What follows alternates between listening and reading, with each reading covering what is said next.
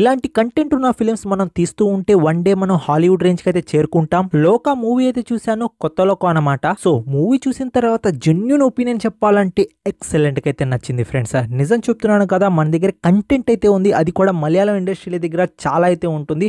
వాళ్ళు స్టోరీని వచ్చేసి చాలా సింపుల్ గా పెట్టి ఆ గ్రాండియరీ చూపిస్తారు కదా, అది ఎక్సలెంట్ గా ఉంటుంది. ఈ మూవీలో ప్రతిదీ బాగుంటుంది. మీకు యాంగిల్స్ ఉంటాయి చూసుకోండి, ఒక షాట్ ని చూపిస్తారు తలకిందులుగా అండ్ రొటేట్ చేస్తూ ఉంటారు కెమెరాని వచ్చేసి, అది చాలా బాగుంటుంది. అండ్ ఆ లైట్ బ్యాక్గ్రౌండ్ ఉంది చూసుకోండి, ఆ లైట్ డిజైన్ ఎవరు చేశారో తెలియదు కానీ ఆ డార్క్ షేడ్ లైట్ ఉంటుంది చూసుకోండి, నా సావిరంగా సరిగ్గా అయితే సెట్ అయింది సినిమాకి వచ్చేసి.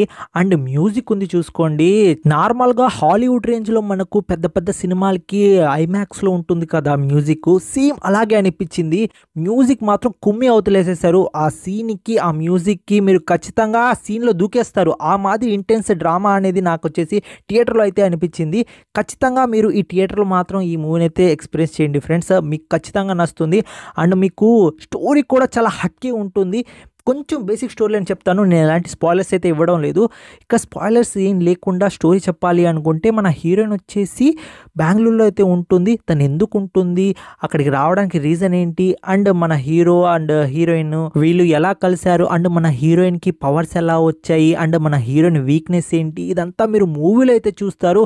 మూవీలో మాత్రం ఆ విజువల్స్ ఉన్నాయి చూసుకోండి, ఫైట్ సీన్స్ కానీ అండ్ కొన్ని సీన్స్ ఉంటాయి, అక్కడ నాకు మాత్రం సూపర్గా అయితే అనిపించింది.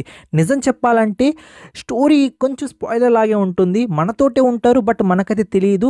సో మీరు మూవీలో చూసిన తర్వాత మీకు చాలా సస్పెన్స్ అయితే అనిపిస్తుంది. ఈ మాట ఎందుకన్నానో, సో మూవీలో మీరు చూడండి. అండ్ మనకు ఇంకో స్పాయిలర్ ఏంటి అంటే, మూవీలో కొన్ని కేమియోస్ అయితే ఉంటాయి, ఆ కేమియోస్ చూడండి, మీకు ఖచ్చితంగా అయితే నచ్చుతుంది. ఎందుకంటే కొంచెం మనం ఫిమిలియర్ అయి ఉంటాం ఆ కేమియోస్తో. మీరు ఫస్ట్ హాఫ్ చూసిన తర్వాత ఒకే ఒక మాట అంటారు, ఏంట్రా బాబు నిజంగానే ఇది మలయాళం నుండి వచ్చిన మూవీనేనా, ఏంట్రా గ్రాండియర్ ఏంటి, ఆ సినిమా ఏంటి, ఆ స్టోరీ ఏంటి, అరే నెక్స్ట్ ఏమవబోతుంది, ఈ ఎక్సైట్మెంట్ అయితే మీకైతే ఖచ్చితంగా అయితే ఉంటుంది.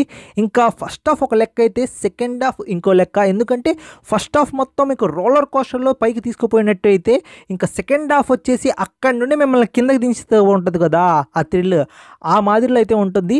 సో రెండు కలిపి మీకైతే ఒక బ్లాక్ బస్టర్ మూవీని చూసాము ఒక ఫీల్ ఉంటుంది. నిజంగా సెల్యూట్. కళ్యాణి ప్రియదర్శన్ వచ్చేసి ఎక్సలెంట్గా అయితే ఉంది. తను గ్లామరస్ పరంగా అండ్ ఫైట్ సీన్స్లో తన లుక్ కానీ చాలా బాగుంది. ఒకవైపు గ్లామరస్గా, ఇంకోవైపు ఫైట్ చేసేటప్పుడు ఆ మేనరిజం ఉంటుంది కదా, super hero mannerism, female mannerism ఉంటుంది కదా, సేమ్ అలానే నాకు బ్లాక్ వీడియో అయితే గుర్తొచ్చింది.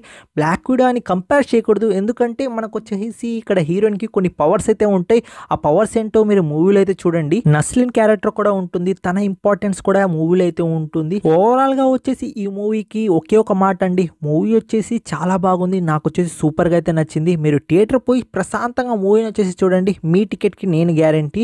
మూవీ వచ్చేసి మీకు ఖచ్చితంగా అయితే నచ్చుతుంది. అండ్ ఈ మూవీకి నా పర్సనల్ రేటింగ్ వచ్చేసి 10కి 8 అయితే ఇస్తాను. సో మీరు కానీ మూవీ చూసినట్లయితే మీకు ఎలా అనిపించిందో ఖచ్చితంగా కామెంట్ రూపంలో అయితే తెలియజేయండి. నెక్స్ట్ వీడియో అయితే కలుసుకుంటాను. Take care, bye bye, see in the next video friends.